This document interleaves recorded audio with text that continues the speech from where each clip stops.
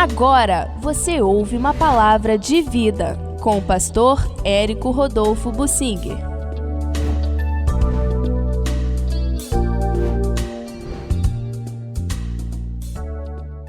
Quando o Senhor envia a fome da palavra. Vamos lembrar esse texto que é muito conhecido dos crentes e dos pregadores também. Amós, no capítulo 8, versículo 11. Eis que vem dias, diz o Senhor, em que enviarei fome sobre a terra, não de pão, nem sede de água, mas de ouvir as palavras do Senhor. Andarão de mar a mar e do norte até o oriente, correrão por toda parte, procurando a palavra do Senhor, e não a acharão. Naquele dia, etc, etc. Esse tempo já chegou? Ou esse tempo, de vez em quando, acontece? Uma das belezas da palavra profética é que ela depende do mesmo Espírito Santo que as inspirou as palavras proféticas. Esse mesmo Espírito Santo precisa estar conosco para interpretar. O que a gente precisa entender aqui é o seguinte: Deus não quer economizar a sua palavra. Ele deu a sua palavra, é para ser falada. É para ser pregada. O Salmo 19 diz que o sol nasce aqui, se põe assim, lá no Oriente, ele nasce no Oriente, se põe lá no Ocidente. Assim é a palavra do Senhor. Até por todo o mundo se ouve a palavra de Deus. Deus quer que a palavra dele seja falada, pregada, lembrada pelos cristãos, vivida e obedecida. A palavra de Deus é para ser pregada. E o Senhor estabeleceu algo muito interessante. A fé vem pelo ouvir a pregação da palavra verdadeira de Deus. Não é qualquer pregação que vai despertar a fé. Existem pregações que são negativistas, desanimam.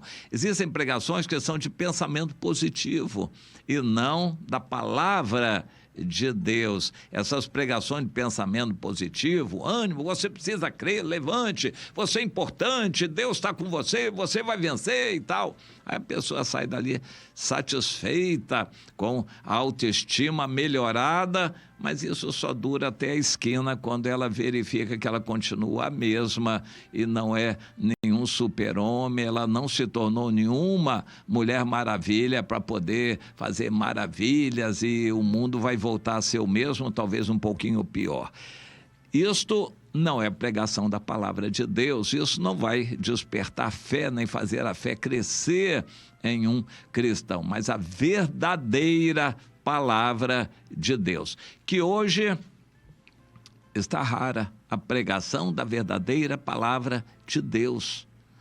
Interessante, a Bíblia está na mão de todo mundo, mas parece um livro fechado para a maioria dos cristãos.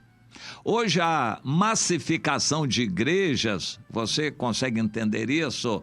Faz com que cristãos gostem de reunião grande, bonita, reunião de show religioso, com pregações enfáticas, bonitas, verdadeiras peças de oratória. O pregador pula, chora, se emociona e, na verdade, fala pouquíssimo da palavra de Deus. E quando fala, usando um texto como pretexto, porque na verdade ele fala o que ele quer falar e não o que Deus quer falar. E para muitos cristãos esse é o único alimento que eles têm numa semana inteira.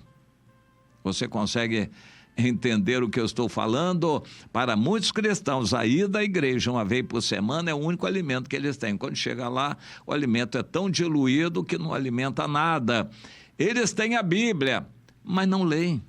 Tem a Bíblia, mas não entendem. A Bíblia é um livro fechado para todos esses cristãos de igrejas grandes e massificadas. É um livro fechado, eles não conseguem entender nada da Bíblia, também nem leem mais. E a Bíblia, eu costumo dizer, é um livro em preto e branco.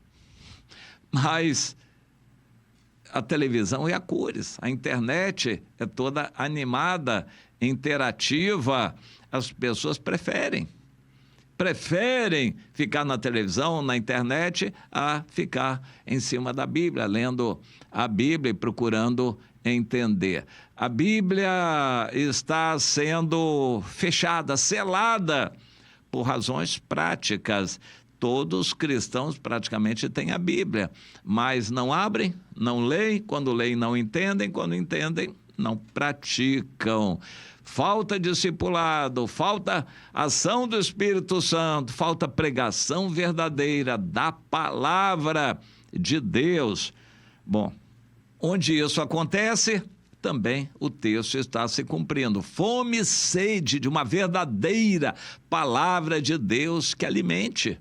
Mas o texto literalmente se refere à grande tribulação, quando o Espírito Santo vai ser retirado da terra no arrebatamento da igreja.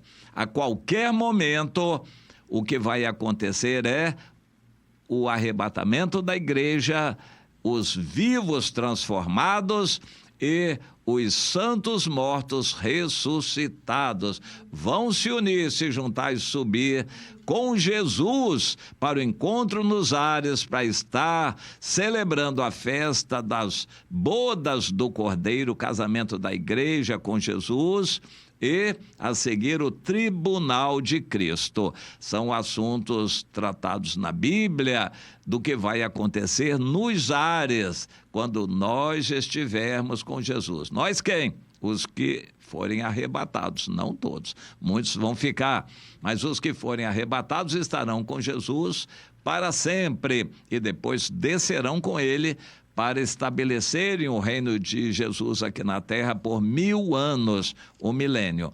Enquanto isto, na terra vai haver fome e sede da palavra de Deus, porque com a igreja, o Espírito Santo será também retirado da terra. A terra será totalmente entregue a Satanás, que nomeará um preposto aqui na terra, o anticristo.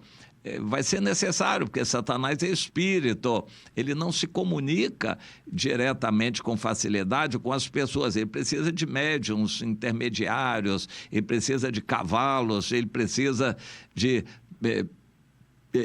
feiticeiros e pessoas que intermediem essa relação com os outros seres humanos. Mas, havendo um aqui totalmente endemoniado, totalmente entregue nas mãos de Satanás, o anticristo vai ser o preposto, o representante, o embaixador completo de Satanás aqui na terra.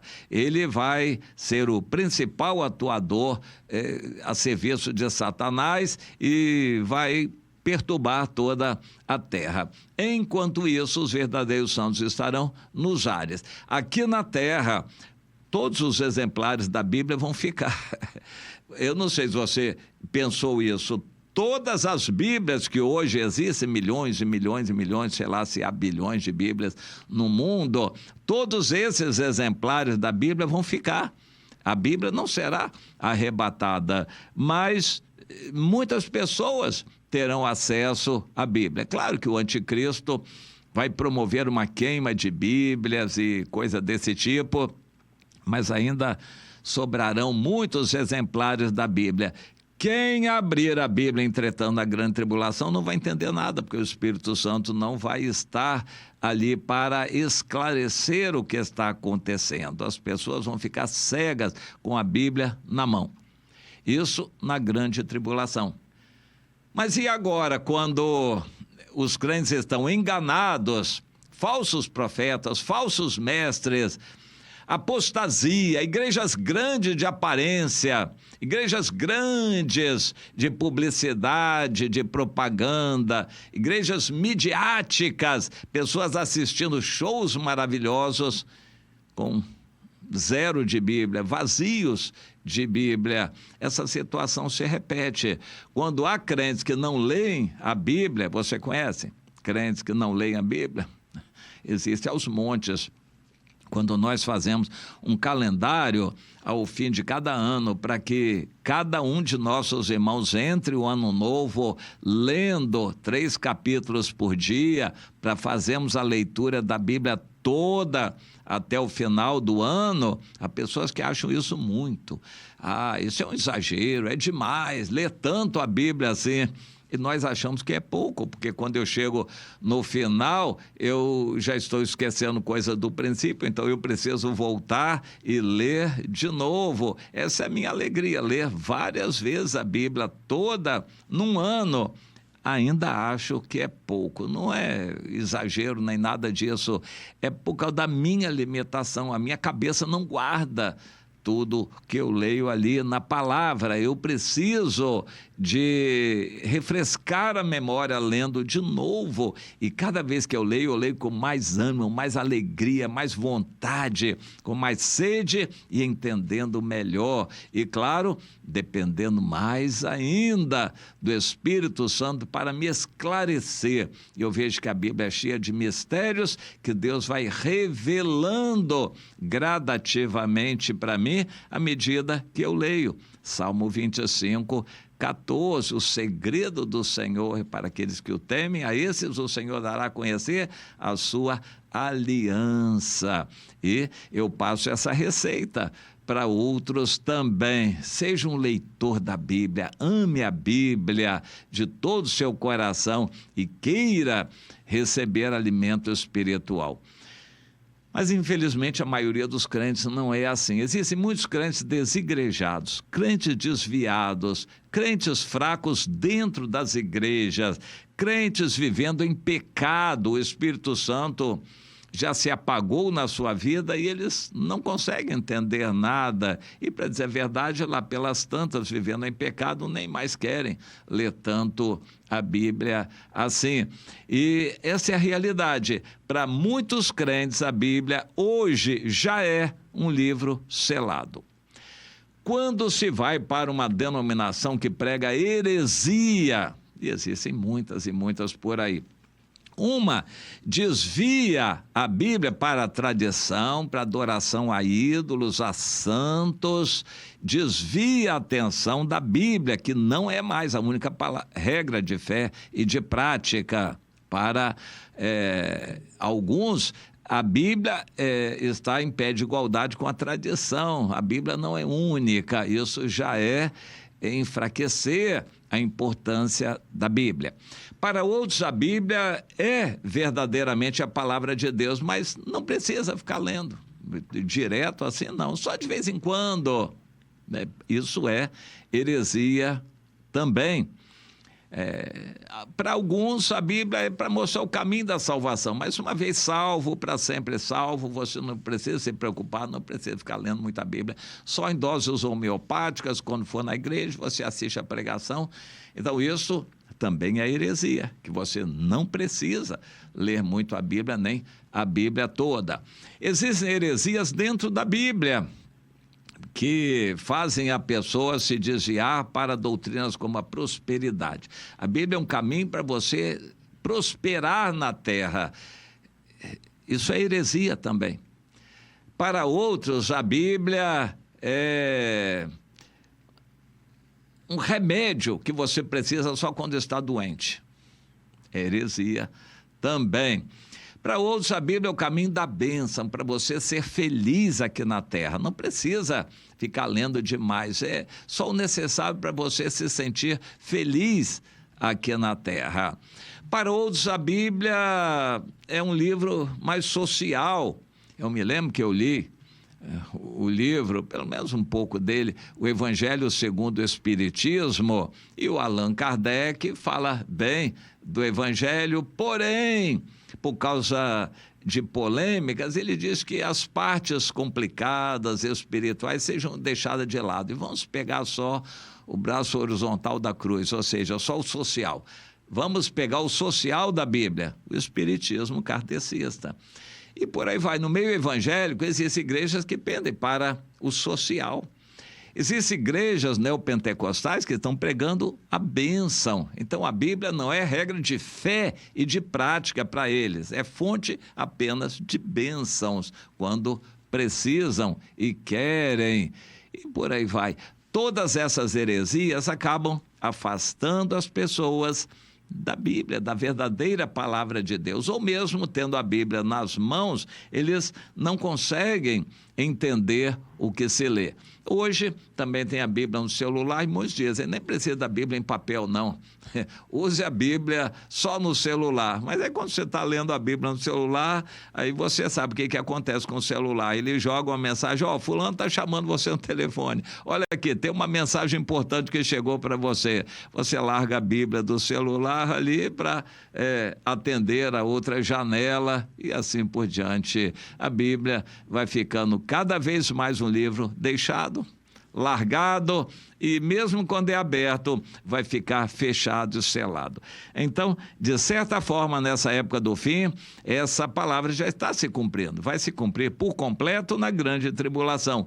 Mas no meio evangélico, em nossos dias, a fome e sede da palavra é uma realidade. Quantos crentes conhecem quase nada da Bíblia e também não querem conhecer?